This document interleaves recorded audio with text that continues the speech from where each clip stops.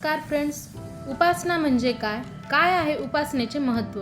हे आपण आज या व्हिडिओमध्ये जाणून घेणार आहोत.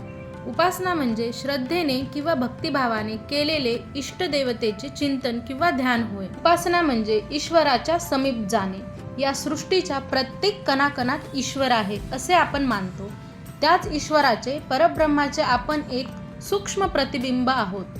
पण मायेच्या प्रभावाने आपल्याला आपण सर्वत्र असल्याचा भास होतो. आपण ईश्वराचा अंश आहोत हे सत्य जाणून त्यात एकरूप होण्यासाठी आपण उपासना करतो. उपासना म्हणजे केवळ पूजापाठ, नामस्मरण नाही, तर ते केवळ एक साधन आहे. उपासना म्हणजे सद्गुणांचा, विचारांचा, सद्भावनेचा अंगीकार करणे, आत्मसात करणे. मनात प्रत्येकाविषयी प्रेम, आदर, करुणा असणे. जीवनात ज्ञान, धैर्य आणि संयम आत्मसात करणे म्हणजे उपासना. आपल्या मनाला त्याच्या सर्वोच्च स्तरावर पोहोचवणे म्हणजे उपासना होय.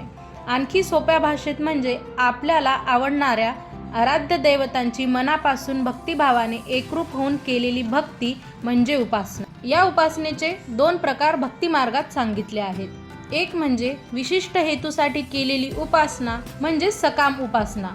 केवळ मोक्ष प्राप्तीसाठी केलेली उपासना म्हणजे निष्काम उपासना होय. उपासनेने खरं तर अविद्येचा नाश होतो. अंतःकरणातील मलिन संस्कार दूर होतात.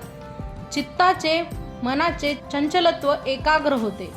विस्मृती व अज्ञानाचा नाश होतो. आत्मज्ञान प्राप्त होते.